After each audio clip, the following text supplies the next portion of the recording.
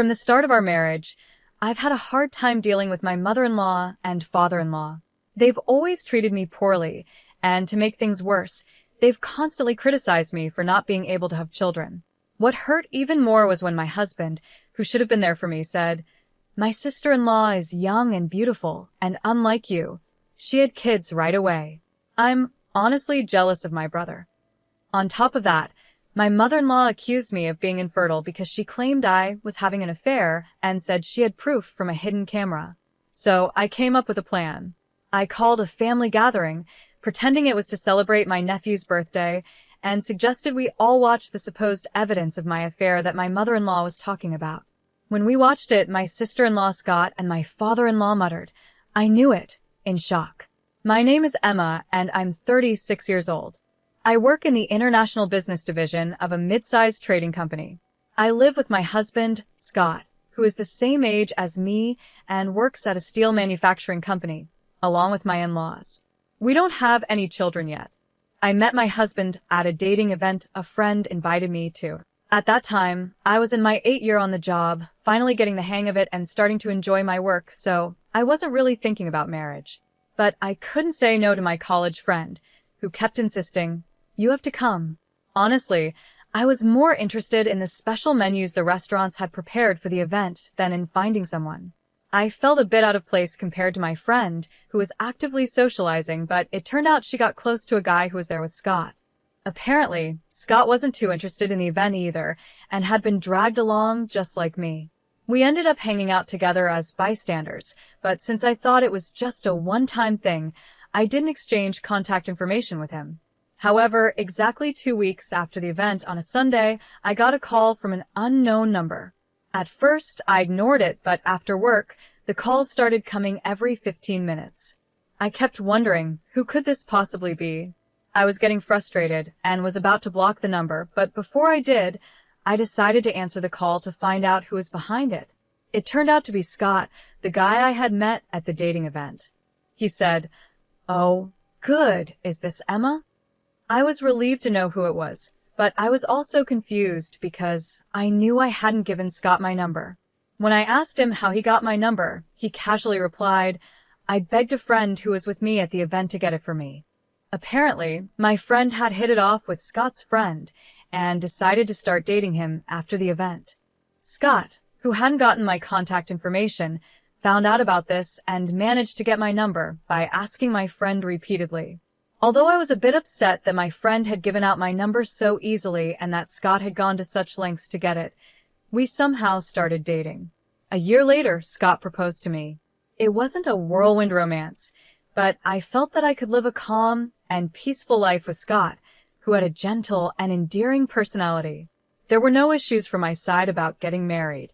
My parents had been living apart since I started college, but they hadn't divorced because they didn't see any real benefit in doing so.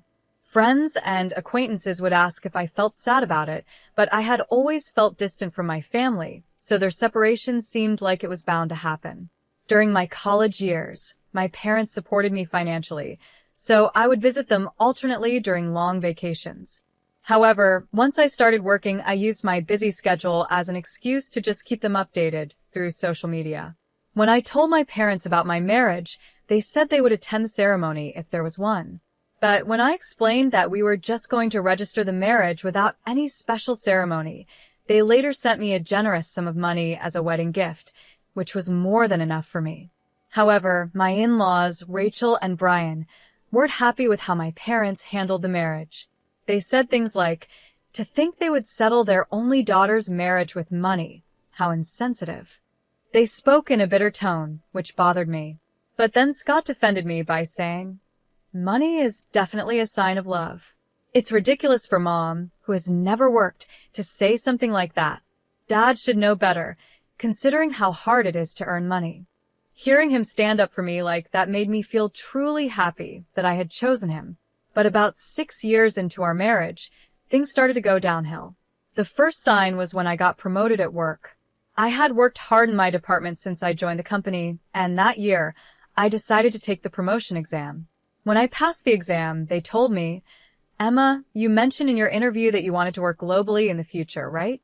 How about starting in the International Business Division to gain some experience? I was thrilled that my hard work was recognized, and I was excited to share the news with Scott.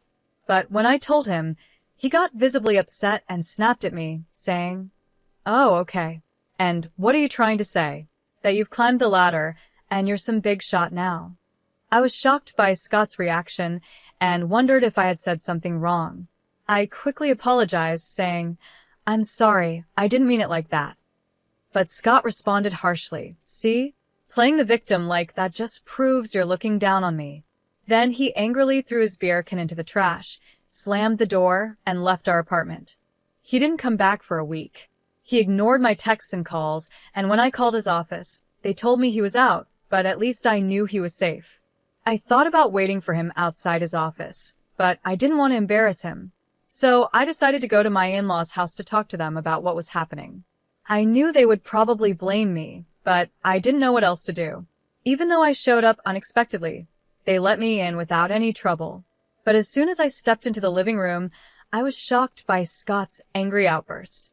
He yelled, "What do you want now? Have you come all this way to mock me some more?" I quickly said that wasn't my intention and that I would apologize if I had caused any misunderstanding. But Scott didn't want to hear it, and my in-laws started blaming me too. They said things like, "Just because you both work doesn't mean you can act all high and mighty. Don't you know that's not how a wife should behave?" This is exactly why we were against this marriage from the start. Rachel, my mother-in-law, was just as loud as Scott, cursing at me. From there, it turned into an endless lecture about how I had hurt their son's ego. No matter what I said, they blamed me for everything. Finally, they told me, "Scott doesn't want to go back to the apartment you two shared. If you don't want a divorce, then move out of that apartment and come live here with us. We'll teach you how to be a proper wife." Looking back, I wonder why I didn't just agree to a divorce right then and there. But at that time, I still had feelings for Scott. Having grown up watching my parents stay married in name only, I think I was confused and didn't really understand what marriage should be.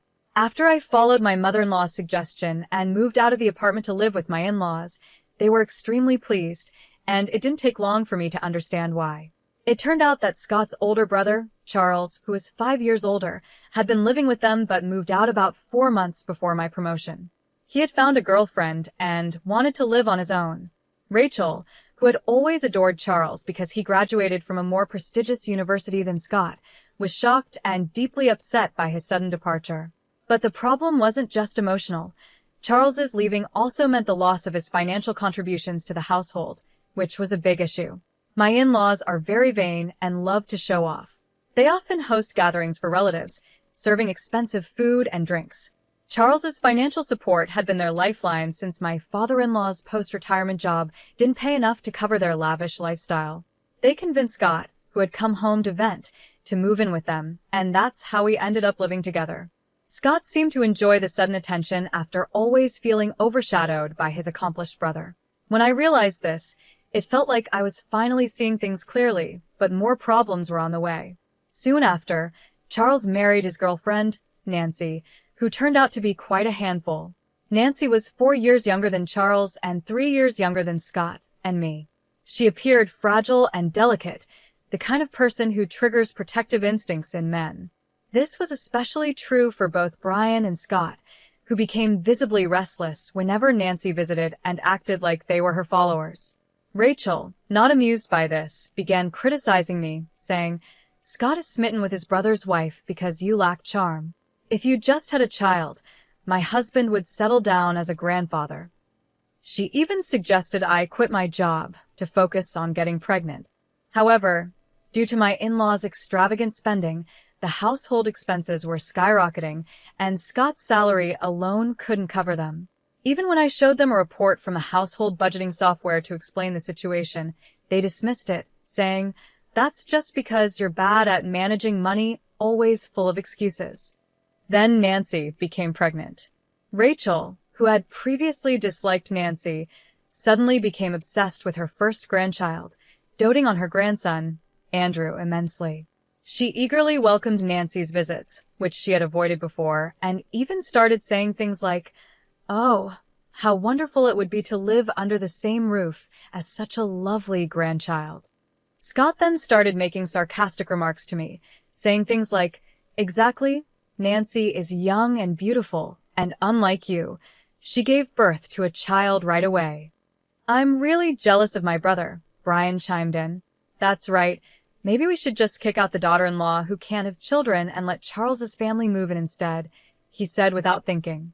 By then, even I started to consider that maybe leaving Scott and this house might be the best option since we didn't have children. Then, as if on cue, Nancy became pregnant with her second child. Rachel's obsession with her grandchildren grew stronger, and she started treating me even worse. She came up with a ridiculous theory and said, "The reason you can't have children must be because you're having an affair. You're just worried you won't know if the child is Scott's or your lover's." I was shocked by her words and decided to ignore her. But one evening, I noticed Rachel smirking at me. Confused, I asked what was going on, and she said, "You are indeed having an affair, just as I suspected." When I questioned Brian and Scott about it, Rachel proudly declared, "I've got proof of her affair on a hidden camera. I hired a professional, so it's foolproof," and then burst out laughing with joy. Hearing this, Brian and Scott were momentarily shocked. But then, influenced by Rachel's confidence, they said, "If that's true, then it's grounds for divorce." At that point, I calmly said, "Understood. Then I will take this opportunity at Andrew's birthday celebration next week, which we've already planned, to explain the situation to all the relatives who will be there." The birthday celebration for Andrew, organized by Rachel, who loved to show off, turned out to be a grand event with a banquet hall in a hotel reserved just for us. The invited relatives seemed somewhat tired of Rachel's boasting, but still enjoyed the food and drinks. As the party was winding down, I took the microphone to speak. Everyone turned their attention to me, wondering what was happening. I began, "I apologize for interrupting your conversations, but I have a brief announcement to make to all of you gathered here today." The crowd started murmuring in confusion, while my in-laws and Scott, assuming I was about to confess and discuss divorce, smirked just like before. Charles's family, the guests of honor today, were also present. On my signal to the staff, a screen was lowered behind me, the projector was set up, and the lights dimmed. Everyone's attention turned to the screen as the video began to play. The video started with footage of a shady hotel district, and as the entrance of one particular hotel came into focus, Scott, Brian, and Nancy's faces turned pale, just as I expected.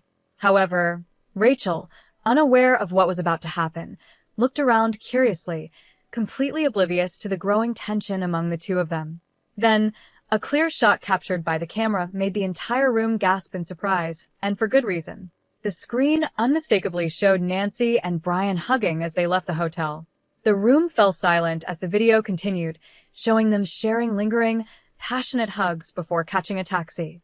The scene shifted to the same hotel entrance, but this time it wasn't Brian who emerged holding hands with Nancy, it was Scott. Scott, Brian, and Nancy were all frozen in place, while some of the relatives murmured, "I knew it." The room erupted into whispers again. At that moment, I paused the video, turned the lights back on, and spoke into the microphone. "My announcement to all of you is exactly what you've just seen. My husband Scott and father-in-law Brian have been having affairs with Nancy, Charles's wife." The evidence was meticulously recorded by the investigation company hired by Rachel. I held up a thick file of documents, which caused more gasps from the crowd. As the noise died down, I revealed that the investigation company had actually been hired by Rachel, not to uncover Brian, Scott, and Nancy's infidelity, but to find proof of my supposed affair, so they could kick me out. Scott must have filled her head with all sorts of nonsense, making her believe such absurd things, I said, causing the relatives to look at Scott and Rachel in disbelief. Rachel had declared victory without even checking the contents when the investigation company reported they had caught evidence on camera. Unfortunately, I have no idea about the affair Rachel accused me of, I continued, projecting a photograph onto the screen. It was a snapshot taken at the maternity hospital when Andrew was born. The photo showed my sister-in-law holding Andrew in the center, with Charles smiling beside her, and Scott and I, who had come to celebrate, in the background. Since Rachel has always disliked me, she probably didn't have a single clear photo of me. So she sent this snapshot to the investigation company, asking them to find evidence of the daughter-in-law's infidelity. As I explained, I briefly glanced at Rachel, who looked shocked, as if I had hit the nail on the head. The investigation company, hired by Rachel, had made a mistake. They thought Nancy, who was holding the child in the photo, was the daughter-in-law they were supposed to be investigating. When they started their work, they unexpectedly captured Brian and Scott repeatedly visiting the hotel with Nancy. Believing Charles to be the husband under investigation, they reported to Rachel that they had caught evidence on camera. Rachel, thinking this was proof of my alleged affair, believed she had finally found what she was looking for. When I was first confronted with the so-called evidence, I was surprised, but then something clicked. I remembered the name of the investigation company from a credit card statement that Rachel had used. Rachel, who often spent too much, had made me get her a family card to use for her purchases, just in case her own credit card limit wasn't enough.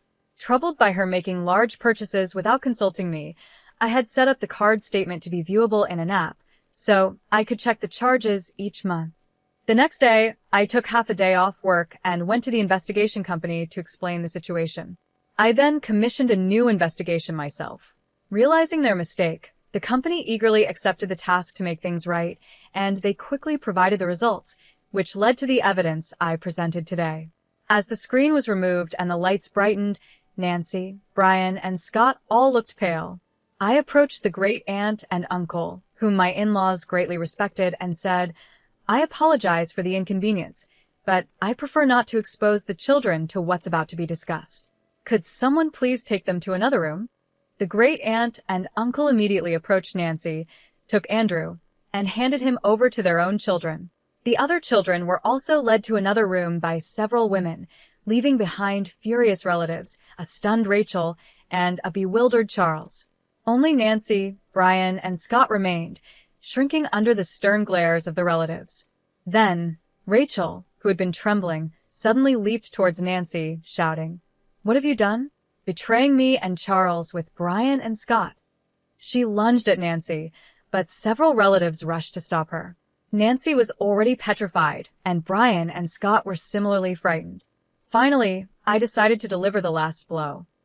Given the circumstances, I will be divorcing Scott. I apologize for any inconvenience caused to everyone here.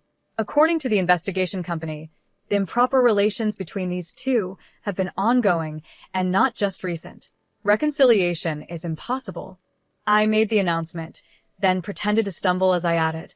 After reviewing the investigation results, I've been tormented by the thought that Andrew, and even the child Nancy is currently carrying, might belong to Brian or Scott. The remaining women in the room rushed over, rubbing my back and taking my arms to support me, saying to the two of them, "You are all shameless and disgusting." "Poor you," they started cursing. The men looked on with disdain, surrounding the two with cold stares. Brian and Scott could do nothing but stand there, silenced by the disapproval, while Rachel continued ranting and Nancy sobbed. The fallout from my revelation that day spread quickly. When Charles found out that his wife had been cheating on him with both his brother and father, he was in shock for a while. But as he started to regain his senses, he began to seriously doubt Nancy's claims that Andrew and the baby she was carrying were his. Nancy pleaded desperately, saying, "That's just a lie. Both Andrew and the baby are undeniably your children." However, once suspicion takes root, it doesn't disappear easily. Taking advantage of a moment when Nancy was off guard, Charles used a paternity test kit he had ordered to check their father-child relationship, and the results came back positive. Even when confronted with the results, Nancy stubbornly refused to admit to cheating, frustrating Charles to the point where he contacted her parents. Caught completely off guard, Nancy's parents couldn't believe the story Charles told them, so they came to my office demanding an explanation. Though I found it bothersome, I knew I had to deal with this eventually, so I took the next day off and went with Nancy's parents and the couple to the law firm I had hired. When the lawyer, Richard, showed them the related documents and the infamous video, Nancy's parents were speechless. Seeing this, Charles triumphantly declared, "See, I told you she betrayed me, cheating with both my brother and father. It's clear neither Andrew nor the baby she's carrying are mine." But Richard interrupted him sharply, saying, "Would you mind discussing that among yourselves? You're here not to discuss who the father of the children is, but to address the issue of child support. It was obvious that Richard wasn't taking sides, but what shocked me more was Nancy and her parents' reaction. Nancy retorted mockingly, "It's your fault. Scott cheated on you because you were always working and not being attractive enough, right? It's your own doing." I calmly replied, "Is that so?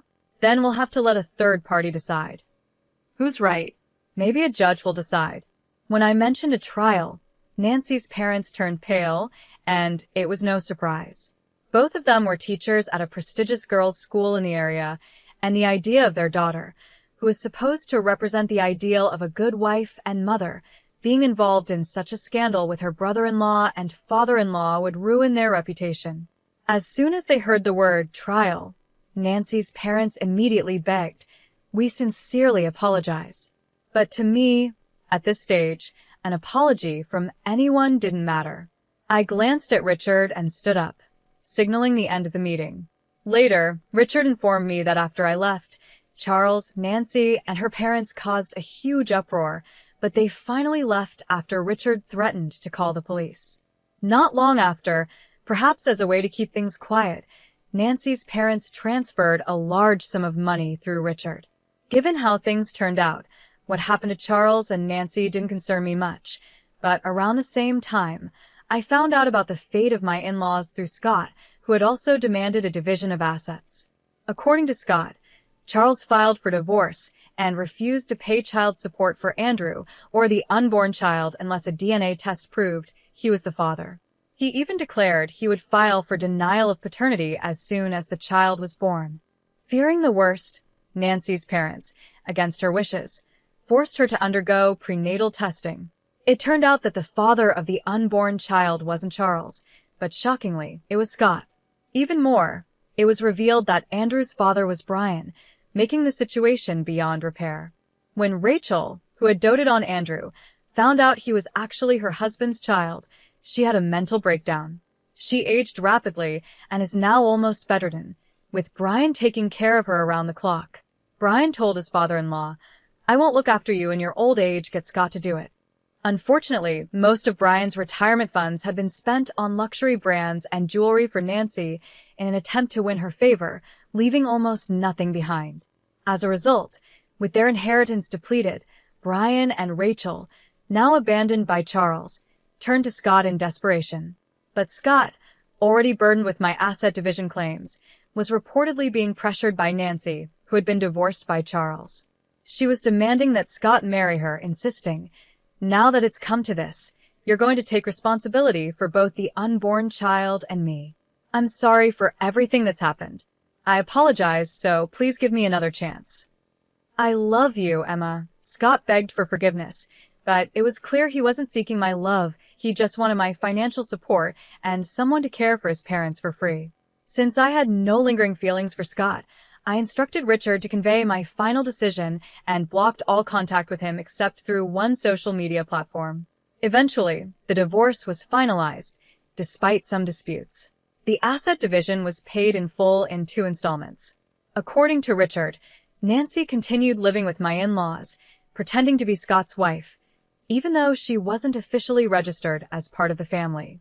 However, once word spread among visiting relatives, the whole neighborhood began whispering about this shameless family, which drove Nancy to become a recluse.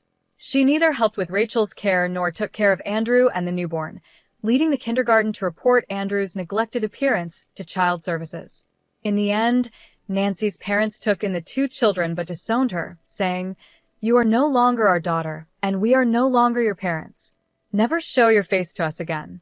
With nowhere else to turn, Nancy relied entirely on Scott, just like my in-laws. Scott's income alone now had to support 4 adults, including his mother, who needed nursing care.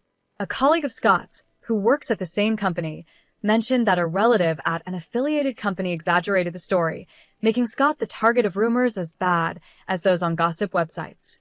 Despite the difficult situation, Scott continues to work, unable to quit because of financial needs, enduring the discomfort. For some reason, Charles seemed to regard us as fellow victims, but the fact remains that he looked down on me, along with Nancy and my in-laws, for being a woman unable to bear children. Naturally, I ignored him completely at work, but as rumors spread within our company, he couldn't handle the whispers and volunteered to transfer to a subsidiary in a regional area. After everything was settled on my end, I was approached about a transfer to an overseas branch. Although I had expressed a desire to work abroad during my job interview, the sudden offer caught me off guard. However, my bosses encouraged me, acknowledging the career I had built and the language skills I had continued to learn in my spare time.